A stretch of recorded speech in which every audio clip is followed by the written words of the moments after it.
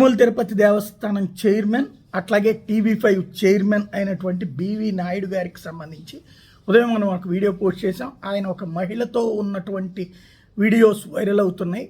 అయితే వ్యక్తిగత జీవితాలకు సంబంధించి మనం మాట్లాడుకోవడం కంటే అసలు ఆమె ఎవరు ఏంటి, ఆ వీడియోల వెనకాల ఉన్న వాస్తవం ఏంటి అన్నది ఆయనే చెప్తే బాగుంటుంది అన్నది. ఇప్పుడు ఆయన ఒక ట్వీట్ చేశారు. నకిలీ డీప్ ఫేక్ వీడియోలతో కొందరు సోషల్ మీడియాలో నా మీద దుష్ప్రచారం చేస్తున్నారు. వ్యక్తిగతంగా నన్ను అప్రతిష్ట పాలు చేసేందుకు తిరుమల తిరుపతి దేవస్థానం ప్రతిష్టను దిగజార్చేందుకు కుట్రలు చేస్తున్నారు. ఆర్టిఫిషియల్ ఇంటెలిజెన్స్ సాంకేతికతను వాడుకుని నా రూపం అనుకరించే విధంగా వీడియోలు తయారు చేసి ప్రచారం చేస్తున్నారు. ఈ కంటెంట్ మొత్తం అసత్యమైనది, వక్రీకరించింది. ఇది టీటీడీ ప్రతిష్టను దెబ్బతీసేందుకు పన్నిన పథకం. దీని వెనక రాజకీయ దురుద్దేశం ఉంది. వైసీపీకి చెందిన కొందరు ఈ తప్పుడు ప్రచారాన్ని వ్యాప్తి చేస్తున్నారు. దీని మీద నేను చట్ట ప్రకారం ముందుకెళ్తాను.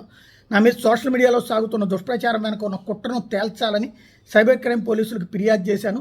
నా వ్యక్తిత్వాన్ని హననం చేస్తూ టీటీడీ ప్రతిష్టను దెబ్బతీస్తున్న వ్యక్తులను, దుష్టశక్తులని వదిలేది లేదు అన్నటువంటిది ఆయన చేసుకొచ్చినటువంటి ట్వీట్ సారాంశం.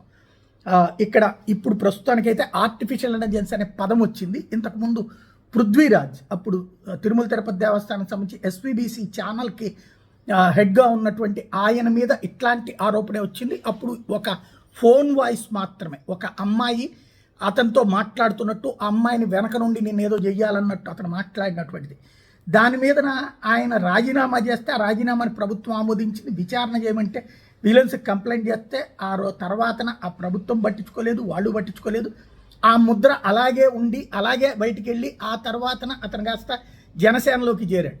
పృథ్వీరాజ్ విషయంలో జరిగినటువంటి విధంగా కాకుండా ఇక్కడ నాయుడు గారు తిరగబడ్డారు, పోరాడుతున్నారు, పోలీసులకే కంప్లైంట్ చేశారు సైబర్ క్రైమ్కి.